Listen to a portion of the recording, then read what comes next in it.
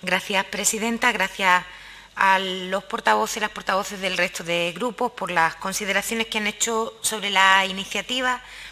A modo de resumen y para posicionar nuestro grupo con respecto a las enmiendas formuladas, que por supuesto agradecemos. A ver, esto es el Poder Legislativo y que yo sé que lo sabemos, pero a veces se nos olvida o en los debates parece que se nos olvida o pareciera que nos escondemos detrás de la mata del derecho como si se hiciera imposible que la voluntad política de los acuerdos que expresamos avanzara.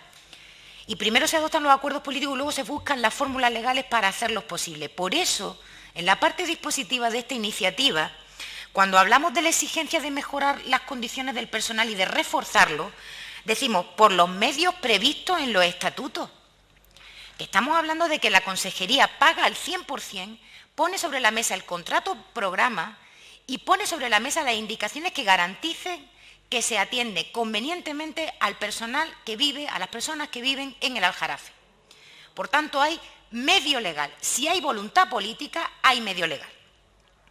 Cuando hablamos de la internalización del hospital, de un hospital que ya pagamos al 100% con dinero público, que ya tiene consideración de personal público quienes nos atienden en él, cuando hablamos de esa internalización, hablamos que se exploren las vías legales previstas para hacerlo. Por tanto, si hay voluntad política de acuerdo de asumir las demandas totalmente lógicas y razonables de la plantilla y de los usuarios y usuarias del hospital, lo normal es que respaldemos también eso.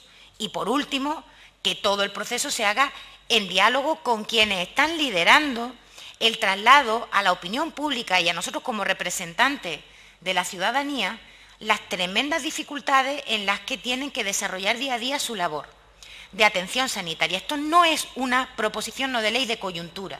Los problemas del Hospital del Aljarafe eran previos y muy agudos al inicio de la dramática pandemia de la que todavía no nos hemos desembarazado. Evidentemente, la atención sanitaria que ha provocado esta pandemia demoledora ha hecho que esos problemas se agraven y que su solución sea más urgente hoy de lo que era hace un año. Yo también voy a hacer un relato del pasado, pero no me voy a ir a lo que ya prescribió cuando la ciudadanía fue a votar a las elecciones. Me voy a ir a lo que pasó en la tramitación del presupuesto de la Junta de Andalucía en el 2020. Ahí mi grupo presentó una enmienda para que se contratara más personal en el Aljarafe y se mejoraran las condiciones retributivas de quienes ya trabajaban en el Hospital de Bormujos.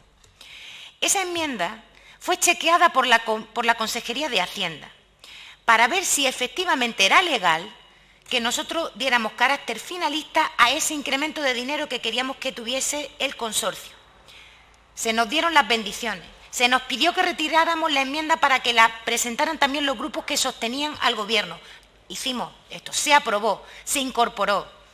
Y después de haber crecido el presupuesto en una cuantía iniciativa de esta Cámara, ni se contrató a más personal ni se mejoraron sus condiciones. Y luego vino la pandemia. Y luego vino que hasta el sindicato médico pidiera que el SAS se quede con el hospital, porque no garantiza la atención de la población, porque la plantilla está ampliamente superada, porque se han ido muchísimos profesionales, porque tienen puntos de sobra. Quienes se están quedando es porque tienen una vinculación emocional con el hospital, no solo porque llevan desarrollando allí su carrera y su labor muchos años, sino porque también son personas que residen en el Aljarafe y para ellos y para sus familias también es su hospital de referencia. Pero esta Cámara, esta comisión, tiene cauce legal de propiciar un acuerdo político y tiene autoridad moral para pedirle al Gobierno que lo cumpla.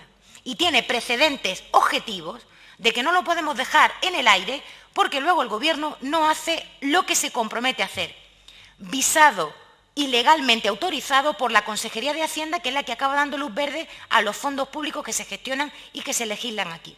Por tanto, lamentablemente, las enmiendas que se han planteado no son asumibles, no por nuestro grupo, que tampoco, dicho sea de paso, pero no lo son por los representantes y las representantes de los trabajadores y trabajadoras. Porque no es cierto que legalmente no haya margen, lo hay, no es cierto que esto obedezca a una coyuntura, esto es un problema cronificado que se ha agravado con la pandemia, y tampoco es cierto que haya soluciones sobre la mesa que dejen de manera inequívoca claro que el Gobierno tiene una solución para este problema, que no pase por estos 3 puntos.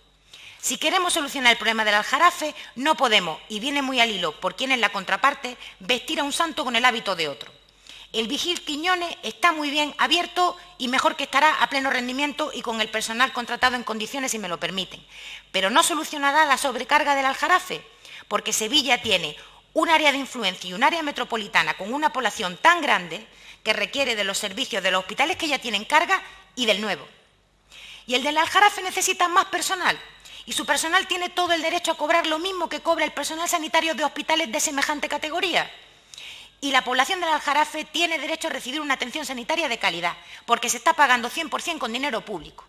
Y, por tanto, la solución política que tiene cauce jurídico es la que nuestro grupo, siendo vehículo, estamos muy honrados de ello, siendo vehículo del comité de empresa, del conjunto de la plantilla del hospital, es la que traslada esta iniciativa, que espero que cuente con su voto favorable, para que a partir del día siguiente ya sea un acuerdo de esta comisión y todos los grupos exijamos al Gobierno que obre en consecuencia. Muchas gracias.